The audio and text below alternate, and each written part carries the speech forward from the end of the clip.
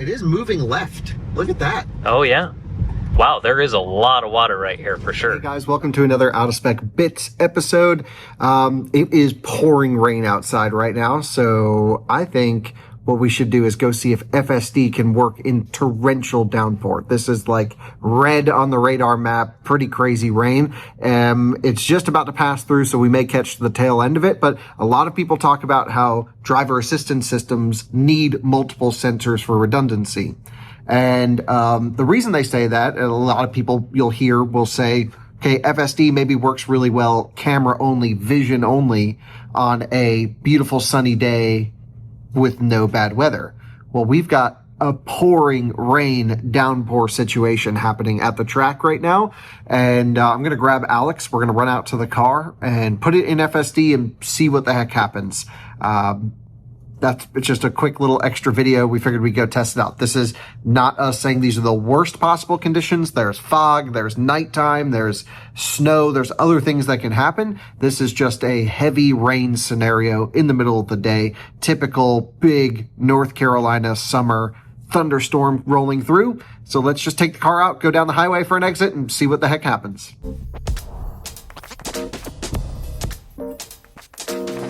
Stop right there, folks, because some of you may fast forward through this part of the video, but stick with me for this one. We are just weeks away from the CCAN's annual EV raffle giveaway program ending. And that means that your chance to win an electric car is amazing, and you really don't get a chance unless you get in on the action and get a ticket. So we're getting close to the end here, and this is why I really want you guys to watch this video. There are only 10,000 tickets available to be sold, which means your chances to win are amazing because every ticket gives you 3 chances. If you've watched this part of the video, you already know the spiel. There are some incredible prizes this year, including a Porsche Electric for the first place option. You could also choose a Rivian or a Lucid if you happen to win that one.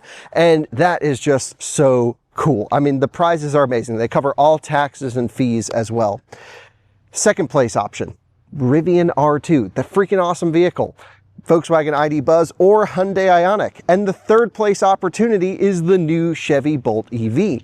So we're getting right up on the edge of this program. If you've been delaying spending the $200 for a ticket because you just wanted to see how it would play out, well, guess what? Tickets are slightly undersold, which means your chances of winning are absolutely amazing. So get in on there. All you have to do is head to evraffle.org. evraffle.org. $200. Enter in. Let me know when you win. Thanks to the CCAN Action Fund for sponsoring this video. Let's get back to the main portion of the content. The car's right there. Let's do it. All right. Holy smokes! Dude. It's a little bit wet out there. It really is. All right, so I'm going to hand that to you. All right. Thanks. Let's buckle up for safety. How convenient is it that Sam's car was parked right here? Indeed. And let's go, I don't know, let's go into town. We'll go to Cracker Barrel and back. All right. And just start self-driving. There's Sam right now in his tractor. Oh, Maybe yeah. show everyone that. There he is. And the wipers are going crazy. So, everyone says you need LiDAR, radar, and a bunch of other stuff. We are about to drive off a curb. Right off the curb. Right off the curb. But that's fine. Yeah. That's kind of a weird spot where we were parked. It's like on a sidewalk, basically. This is what the cameras can kind of see. So I guess we're just jumping in and trying this out. I might even go heated seat here, Alex. It's a little chilly.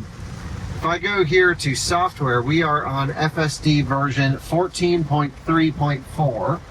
But ultimately, I think the big question that we're trying to answer is, okay, everyone says FSD camera only, Tesla's approach, works really well on the sunny, perfect condition day. Right. Now, I have driven Tesla FSD in poor weather conditions, and I know it can handle some situations, maybe not all situations. Especially like my Hardware 3 car will freak out sometimes in rain like this. Right. But poor visibility. Right, poor visibility. It'll like limit your top speed, which I was driving a Hardware 4 Model Y to work today, and that limited my speed on the highway to 65. But it was like this. Right. So I guess the question is, I mean, this is about as much rain as you could really expect. The camera always makes it look less than you actually are getting, but it's almost whiteout rain conditions. Like, Yeah, not I mean pouring. the amount of rain coming on the windshield, the wipers can't even keep up. It's a lot. Right. In FSD, it says might be degraded or weather detected. But so far, there's no indication that anything is driving unnecessarily. I'll actually put us into hurry mode. Yeah, I think we were in sloth, right? It was going a little gentle around there. Yeah, so we'll I actually had it in sloth because there was so much water on the road on the way here. Oh, It yeah. was like almost gonna hydroplane. It was going so fast. Yeah. I was like, you need to chill out. So there are some, this is, I wouldn't say it's an edge case, but I also wouldn't say the system is fully optimized for poor weather yet. In this exact car, my buddy Logan and I, look at the water on the road. Oh, yeah. It actually did hydroplane a little bit there. Yeah, just a little. Yeah, and it kind of corrected itself. My buddy Logan and I took this exact car on the track when it was covered in ice. Oh, yeah. And it was handling it and doing some crazy stuff. But when it would get too crazy, when you would get ESP intervention, it would actually ask you to take over at that point. Oh, yeah. So I'm putting us in sloth because it's going way too fast for the conditions. It's going pretty fast for the conditions right now. Way, way, way too fast. And there's no way to slow it down, which is something I think Tesla really needs to bring back, which is max speed limits in FSD. Right, yeah. I mean, you can speed it up by pushing the accelerator pedal, but there's no way for you to slow it down. It's kind of a real annoyance for situations like this. It's always going a little bit too slow or a little bit too fast on the highway. Right. And I just want to have it go the speed I tell it to go. Ultimately, I'm the one responsible for the ticket, so I don't really want to go more than 9 over the speed limit. Hopefully it doesn't pull out from this truck. It's not. Yeah. It was creeping a little bit, Yeah, but the rain did let up a little bit here. But yeah, it's not quite as heavy here for sure. Right. It's definitely coming in like batches and in waves. But I think there's a lot of misinformation out there, which is like, okay, these systems will not work in poor weather. And I think what I've learned at least is it will work in poor weather, but kind of like a human driver, you just got to be a little bit easier, a little bit more gentle with it. Right. And as far as I can tell, the camera can always see better than I can see in extremely bad weather scenarios. Like there will be situations where sometimes I take a look. What's this guy doing? I think he's Just going right. way over the line. I was thinking he might try to. Yeah, that's what I was thinking too, because a lot of people do that at that roundabout. Right. If I go here to service, camera visibility, no camera visibility issues detected. Okay. So that's good. This doesn't have the newest update that lets you pull up all the cameras that it's using for FSD at once. But we'll jump on the highway and see what it does. Yeah. Just go down one exit, up one exit. Ultimately, this is just normal rain, but it is 11:30 in the morning, and it's pretty dark outside, actually. Yeah. I think we may have caught the tail end of the storm. We'll see. Yeah. So I guess my question is, whenever I've used LiDAR, maybe it's not LiDAR, but whenever I've used night vision, which is not LiDAR, that's infrared. Infrared doesn't seem to work when it's raining, at least in the cars that I've owned and tested with IR sensors. So when you drive like a Escalade IQ or a Taycan or Cayenne with night vision or whatever, everything just goes gray when it's raining. Right. So that's that particular technology. I don't really think many systems use IR. It's just something to note.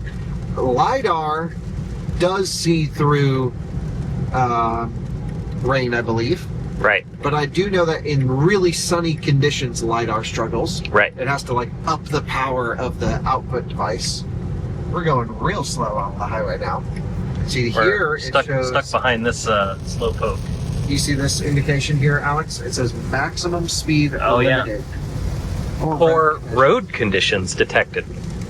Okay, so it knows, and it's not going to go faster than whatever it deems is necessary. Also, it will not let me put it in anything higher than standard drive mode. Oh, interesting. So no hurry, no Mad Max. That's locked out at the moment. But I mean, look at human drivers. Everyone's doing maybe 50 miles an hour. We're going a bit slow, but maybe 50 miles an hour on the highway. We'll see if it goes for a pass automatically or not. Yeah, if it wants to pass this guy or... Clearly the cameras can see pretty well, and this is just the bumper camera. Right, yeah. This camera probably sees no issue whatsoever. Yeah, that one's probably way better, for sure. Because that's the back bumper, these are the sides, which are perfect. And I spoke one time to the company that did the aerodynamics works to determine where to place the cameras for those B-pillars. Oh, so they don't get blocked with water. Okay, yeah. They're like perfectly done. Yeah. So like a lot of people put covers and weird stuff on them and it messes up the aero. Oh, yeah. The cameras massively. So you don't mess with that is what I've learned. Right. After talking to those guys. Is they're like perfectly positioned. So far no issues using it in the rain. So Tesla uses a camera-only approach, which I believe they get a lot of flack for. I see both sides of the argument. Wouldn't it be nice to have more data? But then also, what do you do when sensors disagree? You've got to do some fusion and determine what's true and what's false. On the other side of the coin, you go, okay, more sensors is better because you can take the path of most caution if something were to pop up. But then you get phantom brakes and other weird, maybe even potential rear-ending situations because you're always slamming on the brakes. And I think Tesla's camera-only approach, at least in my experience, has worked in almost any condition I can think of that I needed to. Completely white out conditions, no problem. There are scenarios where it will get so bad, it will be blinded, where it tries to return the control of the vehicle back to the driver. And in those situations, I have no idea what it will do when it's autonomous. Right. Yeah. Don't know how they're going to handle that. And I'm sure they will figure it out, and I'm sure it's just going to do the best it can, which is what some humans do in bad situations. Yep. But it definitely seems to be a bit, bit not ready maybe for full autonomy in the worst possible weather conditions. Right. But thankfully, the cars know what's coming. So, like, here's one idea. I'm just thinking out loud. You can go here to the weather map, right?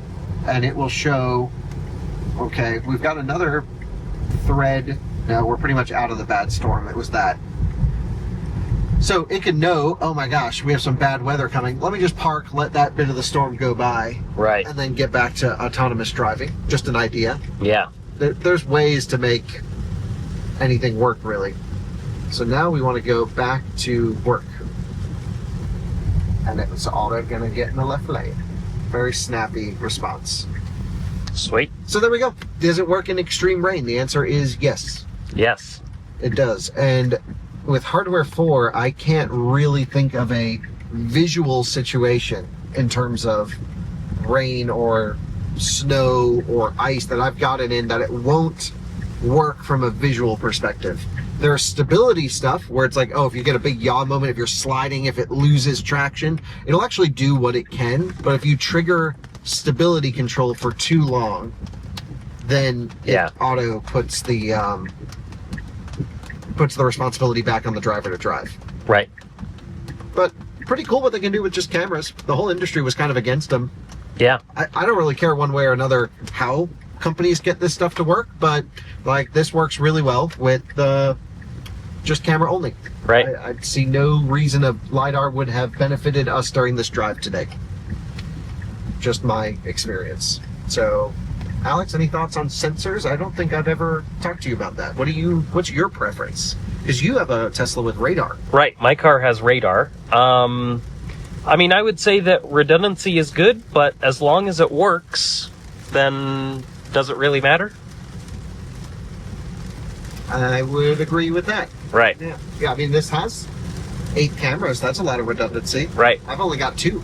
Exactly. And sometimes they're not pointed in the right way. You know? Yeah.